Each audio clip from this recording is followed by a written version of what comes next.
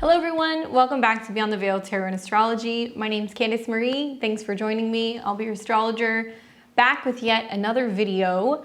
And today, this one's a little overdue. I'm actually continuing my series on the astrological houses.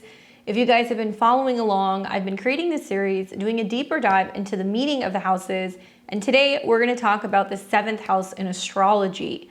It's all about partnership, shadows, and soul connections. This series is called The Secrets of the Houses Unveiled. So if you guys want to see anything on the 1st through the 6th house, check that out. And we're going to continue with the 7th house today. So I'm excited to be back. Obviously in the series, we kind of journey through the astrological houses. And my whole goal is to kind of peel away some of the superficial meanings of the houses to reveal some of their more profound insights and meaning.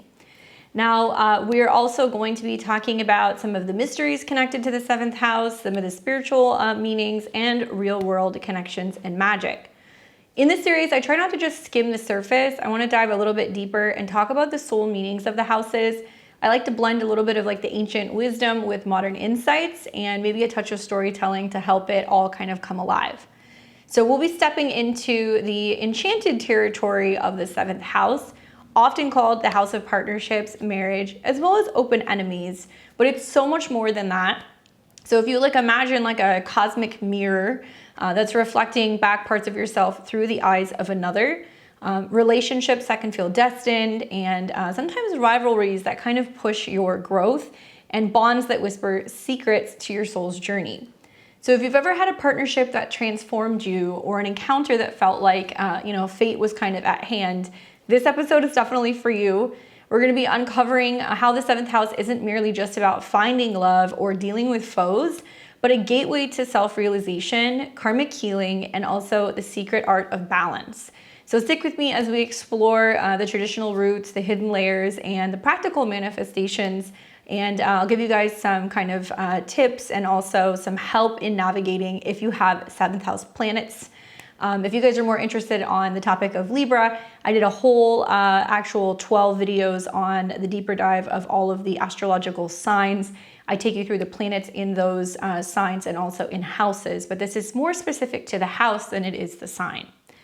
Now, traditionally, as a quick review of the house's kind of standard interpretation, more for context, the 7th house is classically associated with Libra because Libra is the 7th sign, and it has like a Venusian energy to it. So even if you don't have Libra or Taurus in the 7th house, it sits directly across from the 1st house, and that's the house of identity. And obviously it creates this dynamic kind of axis of me versus we. This is also the 1st house that's really interrelational. So if we kind of think about the 1st to the 6th house, a lot of our body, our values, how we think, how we live, how we create, and how we really focus on our habits, the 7th house is where we graduate from all of that, and now we can kind of show up and meet other people. So at its core, it's the domain of one-on-one relationships, those intimate connections that require negotiation and compromise. Obviously, those are some of the positive kind of attributes of Libra in the 7th house, as well as mutual exchange. And traditionally, this includes marriage, long-term romantic partnerships, and this is where we seek harmony and commitment. And this is also about business alliances, collaborations, like joint ventures or professional teams. And it's even about contractual agreements, such as legally binding agreements or deals. But it also encompasses open enemies and rivals. Anybody who we kind of feel like we have to kind of, deal with head on and kind of face, often in public or legal arenas. And this teaches us about conflict and resolution. In a natal chart, the 7th house cusp, also known as the descendant, describes the qualities we project onto other people or what we have a tendency to seek in partners. Well, planets are going to reveal the energies that kind of, deal with relating, perhaps intensifying passions, adding a little bit more depth, and also introducing potential challenges. Now, to give you a fuller picture, if we break down the laundry list of the types of people that are associated with the 7th house and what it represents in our lives, these aren't just abstract concepts. They're actually archetypes that we encounter that kind of mirror our inner world. And I would say, yes, of course, romantic partners and spouses, right? That's kind of like the classic significant other 7th house theme. But this also embodies like Venusian ideas when it comes to our ideals in love, beauty, and balance as well. Now, business partners is quite surprising, I think, for a lot of people, because you assume business is connected to the 10th or maybe the 6th house. But no, this is your marketplace, is the 7th house.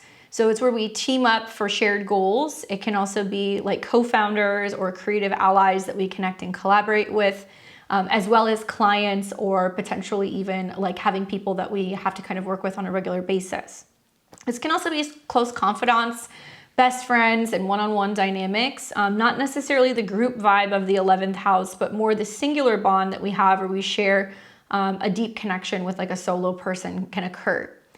Yes, the 7th house is the house of open enemies. So this is rivals in work, sports, even, our personal spheres who kind of challenge us openly and directly. But this also deals with opponents in legal matters. So anyone who's on the other side in court, negotiations, or disputes, as well as agents or representatives. So kind of think like real estate agents, literary agents, publicists, business managers. These can all be people who represent you and support you on your behalf. Consultants and advisors do fall under this, although there is some debate as to whether or not that could fall underneath the 6th house as well. But certainly professionals like financial planners, coaches, mentors in personal kind of consultations can also fall under the 7th house. I like the 7th house connection to therapists or counselors. I see them as kind of like a neutral party that comes in to kind of help us work through things. This could also be like mediators. But this is like that one-on-one healing in relationships that really facilitates better self-reflection, because the 7th house is that mirror to ourselves. We can sometimes find support that can come through doctors or healers, especially in direct one-on-one care. So like personal physicians and alternative practitioners that are focused on your individual needs can also be found through the 7th house. Anyone that is in some kind of contractual exchange as well, like landlords to vendors, anywhere where fairness and agreement are going to be key and necessary. And in some traditions, we view the 7th house as a connection to our grandparents and also a connection to our second child or extended family ties through marriage. We can sometimes see the relationship to in-laws through the 7th house, sometimes the 10th. It really depends on the context of the signs and the placements. But this kind of gives you a more broadened kind of perspective of more than just relationships, certainly committed relationships like marriage and engagement, while casual relationships are going to be more seen through the 5th house. But it really weaves together all the different facets of our interpersonal life, and it really emphasizes equality and the give and take that really shapes our growth in relationship. Historically, in mundane astrology, it even governs treaties or any like agreements between nations or public dealings. But in a personal chart, it's going to be more about that like relational mirror. Now, if we peel back the layers and we go a little bit deeper and we unpack some of the more hidden meanings or the spiritual significance of the 7th house, really what we look at is the shadow side. And a lot of people would assume that's the 8th house. Oftentimes I find clients going, why do I keep attracting this sign? They drive me crazy. It's the opposite of my ascendant sign. It's so different. And that's because the 7th house does show your shadow. It's not only what you attract, but it's that part of yourself that you sometimes see through other people. At its core, the 7th house is about projection, a psychological kind of gold mine where we can kind of cast our unknown qualities onto other people. And I think about how Carl Jung would say, that can be that reflection of our like inner soul. And what we love or loathe in a partner often reveals a lot about our shadow self and those hidden aspects that are kind of begging for some type of integration through the opposition. Now, spiritually, it's the principle of duality. Obviously, the yin and the yang, right? The divine feminine and masculine, and really uniting what I think alchemists call like the heros gamos, which is like that sacred marriage or union. In esoteric astrology, it's influenced by traditions like the Kabbalah, where the 7th house represents the path of wholeness through other, and it echoes through the tree of life's balance between mercy and severity. Now, it's not just chance encounters in the 7th house. These are oftentimes karmic connections and karmic contracts, maybe soul agreements if you believe in that were forged in past lives to resolve imbalances in this lifetime. So perhaps like a lover who teaches you forgiveness, or like a rival who really forces you to learn a lot about yourself and your own personal empowerment. Esoterically, the descendant also marks the setting sun. So if we think about the chart and how, the times of day can be connected to the different angles, This is where the sun starts to set. We're obviously done with our daily routine. We're done with work. We kind of get home, and what do? We sit down, we have a meal with others. We go on a date, we call our best friend, that kind of stuff. So this is where the individual is meant to kind of surrender to collective harmony. And it's really linking to ancient myths like Isis and Osiris, where we talk about like reuniting fragments. Also, I think of like Persephone's descent into partnership with Hades. The hidden meanings include the house's role in self-sabotage through relationships as well. If afflicted, it might manifest as codependency or repetitive toxic patterns, urging us to reclaim our personal power. In other views, planets here do amplify soul lessons. So, Venus's love for illusions, right? Mars's kind of assertiveness in relationships with boundaries, or Neptune's transcendent unions that dissolve the self. We want to consider how the house connects also to the nodal axis. If a north or south node is here, we're going to see karmic destined points or past life relational habits that must be released for the north node growth. Obviously, I think, if I think about this in like a storytelling sense, I think of like an ancient tale of like two warriors who are bound by fate. One's strength is mirroring the other person's like weakness. And the alliance allows them to come together and be able to kind of like forge like a new kingdom or like a new partnership. That's the seventh house. It's like this cosmic dance where opposition can oftentimes breed evolution, and it's inviting us to kind of see the divine in each other. Now, the house in action is a completely different story because we can see a lot of things that are going on that quite literally relate or deal with other people. It's not even so much us personally, unless you have a ruling planet there, if you have like a sun there. But the seventh house really pulses with our daily experiences, and it shapes how we connect and also confront other people. So psychologically, it's where attachment theories unfold. So secure types might have harmonious Venus here, fostering like healthy bonds and relationships, while anxious or avoidant patterns could stem from, Saturn placement, Neptune placement, that would have restrictions and maybe kind of fear vulnerability. Or maybe you have Uranus in your seventh house, and that's kind of disruptions and maybe craving more freedom amid, opportunities for commitment. In practice, if your seventh house has, a fire sign, or like, let's say Mars there, relationships could really kind of ignite with passion, and it can spark arguments or debates. But obviously it's teaching you a lot about conflict resolution. So I always kind of picture like a couple where, debates can kind of like fuel growth if they have Mars in the seventh house. And it can turn what once was a fiery debate into a collaborative kind of innovation and opportunity to be able to kind of work together as one. A real world example I would give you would be, I have a couple of celebrities I'm going to talk about. So I would think about like the seventh house and take Princess Diana, for example.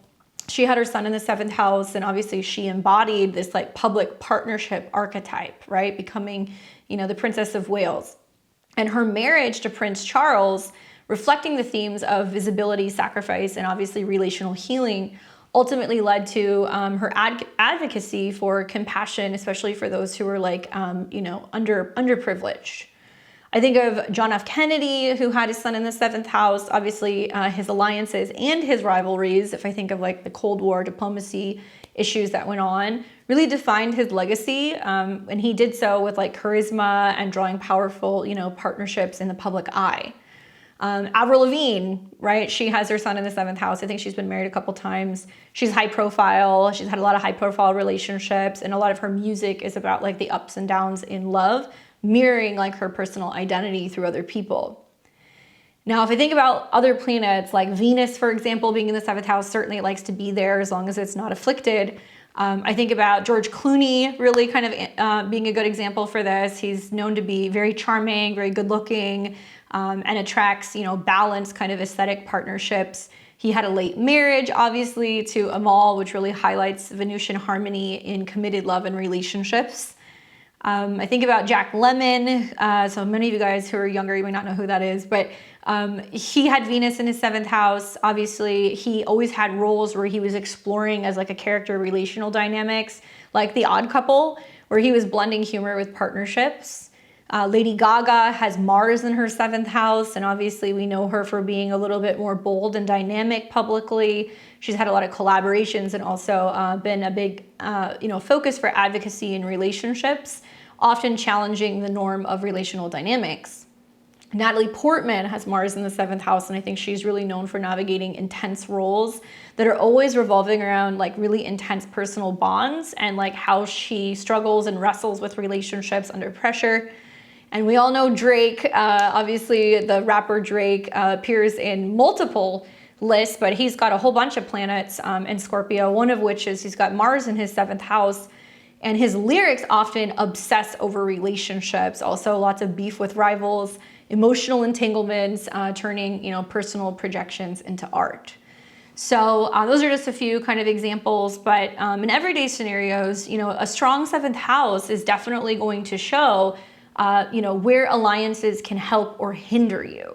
So if you were to have like Jupiter there, for example, this could be fortunate alliances, like, landing a dream job via connection to a spouse or through a partner, while Pluto can bring major transformation and crisis time and time again, in relationships, whether that's divorce leading to rebirth, losing a partner, becoming a widow, like that kind of stuff.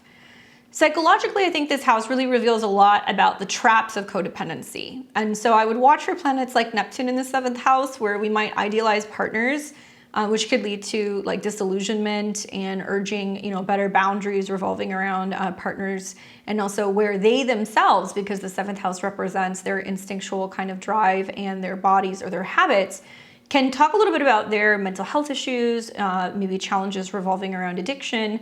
But equally, they could be very spiritual, very creative, and be focused on, music or even the arts. There's, kind of higher and lower octaves of all of the planets. It shows in therapy as unpacking relationship baggage. And I think in business, it's about negotiating deals, or even in casual meetups, it's about that unexpected shift in perspective that we have through connecting with different people. But ultimately, the 7th house in action reminds us that every interaction is like a mirror, and it's polishing our soul through the friction and the flow of relating to other people. Now, when I think of like the mystical side of the 7th house, I think about the ties to the soul level themes of karma and cosmic purpose. If we kind of think a little bit more about the heart of the 7th house, we enter the realm of the soul and karmic contracts in some kind of cosmic orchestration to bringing people into our lives in some way, shape, or form. So this house is like a karmic nexus where past life echoes manifest as current relationships. Perhaps this could be like a spouse repaying debt or care, or an enemy that's resolving some kind of like ancient betrayal. And in soul astrology, it's linked to the evolution from separation to unity. So it's really about aligning with universal laws like attraction. We draw partners to heal wounds, right? We see that a lot with like Chiron in the 7th house too, to really amplify vulnerabilities in relationships and ultimately teach us how to heal. I think that cosmically it resonates with Libra's kind of themes of the scales and anything that deals with justice. And it really mirrors the archetype of the Egyptian Ma. So it's like at the weighing of the heart that happens when you kind of, pass and you go to the other side. And it's weighing against, truth and whether or not, you're able to actually kind of pass on a soul level. So it's like being judged, there being some like definitive kind of decision that's being weighed out. And also like the Hindu concept of like dharma in partnerships as well. I think in its purpose, the 7th house is really about alchemical transformation. So merging of opposites for alignment, where opposites can actually attract and be complementary. I think of this also like in tantric unions where relational energy awakens, kundalini, and obviously enhances spiritual effects, but also divine kind of partnership and love themes. And transits like Saturn here really can kind of test commitments and help you forge some sense of like resilience, while eclipses might potentially end outdated bonds and bring in faded new ones. So story-wise, we're going to find that the 7th house is about envisioning soulmates as twin flames, not necessarily like rom-com ideals, but more the catalyst for growth and kind of burning away the ego. Now, in esoteric terms, the 7th house governs the lower quantitary in theory, and this is about bridging the material through the spiritual to human connection. So for those of you guys who have really heavy 7th house placements, you will be known for, where other people play a huge role in your life and how that's impacting and influencing the way that you ultimately end up relating down the road. I think of, people who have, like, for example, Jupiter in the 7th house, which can be really known for their diplomatic tendencies. I think Gandhi had that actually. And like non-violent partnerships and learning about relationships and like learning how to kind of bring union or like global change. So it becomes like that planet that's like a vehicle for like your dharma. But mystically, I would say meditating on this house does reveal a lot about the interconnectedness of other people and our soul's evolution. And every other that you kind of deal with in the 7th house is a fragment basically of your dharma and also the divine. And it's kind of like the universe intervening, guiding us through these relationships with other people. Now, quick tips I would say about the 7th house. So pull out your chart, take a look at if you have any planets there. If you don't, it doesn't mean that you don't have relationships or they're not prominent. You're also going to want to look at where your 7th house lord is. But I would say that if you want to activate your 7th house, you want to start by noting the sign that's on your 7th house cusp, also known as your descendant. That's like the 3 o'clock hour on your chart. Look at the cusp, look at the degree, and analyze what that degree is and how it correlates with degree theory. Look also at any planets that are within the 7th house. That's going to make it a little bit more active for you. And then go and take a look at the ruler of that sign and where it's placed in your natal chart, and look at the positions and the aspects, because it'll show you a little bit more about your relationships. I mean, I got a 7th house moon. I think that something that's been really helpful for me is like journaling about relational patterns, and really kind of asking myself, okay, what do relationships teach me a lot about myself? And like, what role do relationships play in showing me some of the shadow sides about myself? And tracking reoccurring themes, especially if there are certain planets that, as they transit through there every year or every so many years, what the themes bring. So you could do that simply by just noting when the moon goes through your 7th house, where there's going to be some relational themes, or when the ruler of the 7th house goes through the 7th house, if it's a faster moving planet. And you'll start to notice that maybe when Venus is there, there's more relationship harmony or meeting people. When Mars is there, maybe there's going to be more conflicts or some kind of like debates or dilemmas. I would also say as a tip, for balance, we want to incorporate more Venusian practices. So whether you're doing, rituals with partners, maybe this means that, you're doing, some kind of grids or some kind of work revolving around love and attracting harmony, maybe doing readings, as a couple, and doing things to really deepen your bond and your connection to somebody else. Now, if your 7th house is stressed or if it's challenged, either natally or by transit, you might find it's the other end of the spectrum, and it's more about being like it's cord cutting rituals and, kind of disconnecting from the influence that you can have with other people. But shadow work is definitely key. I like to use mirror affirmations with the 7th house. I feel like, whether you stand in front of a mirror and, you talk to your shadow self, or you reflect whenever you can on the things that maybe partners are bringing up or things that you don't necessarily see about yourself, and really work through some of those issues and voice some of your, kind of like unmet needs. So that way it's not creating as much tension in your one-on-one relational dynamics. But definitely watch transits through the 7th house. Retrogrades going through there can definitely be huge karmic turning points revolving around somebody significant coming or going out of your life, or periods where there is some sense of reevaluation or renewal that can be taking place, and renegotiate contracts, or maybe heal old wounds, or consider working with an astrologer or even a therapist or somebody who can kind of guide you through some of those challenges. Now, as a recap, obviously this is all on the 7th house, from its kind of traditional tapestry and relationships and rivals, and it's also complete with expansive laundry lists of relational archetypes. I hope that it was helpful for you guys and gave you some more kind of insight into what the 7th house represents and how to kind of better work with it. Remember that the 7th house isn't all about losing yourself in others. I think it's about finding wholeness through the mirror that they hold. And if this episode resonated with you, if you liked it, and if it sparked something for you in regards to relationships, give me a thumbs up and like this video. Definitely leave me a comment below and let me know what planets you have in your 7th house. How has that impacted or affected you? Whether that's in your natal chart or in your progress chart. Do you have planets that are going through there right now? Or are you going through a retrograde? Maybe, giving other people some kind of feedback can be really helpful, because somebody can be going through transits that you have natally, and we can definitely see how we can kind of better relate to one another. Please make sure that you guys follow my channel if you want to see more of these videos and more of the insight on this series. In the next video that I do for the Through the Houses, we're going to be plunging into the 8th house. Some deep water there. Obviously, sex, death, rebirth are all the themes, but it's also about hidden powers of shared resources. So that'll be an intense one. Hopefully we can get this out during Scorpio season. But until then, I hope you guys embrace the 7th house and your connections with other people. And don't forget to join me tomorrow. I'm going to be here actually, not tomorrow, later today. I'm so used to doing it on Friday. Later today, I'm doing a live at 6 o'clock p.m. Central Time. So if you guys want to get an astrology reading, I'm happy to read for you guys. Join me here and we'll be doing live readings on the channel. Like, comment, share, and subscribe, and I'll see you guys there. Take care.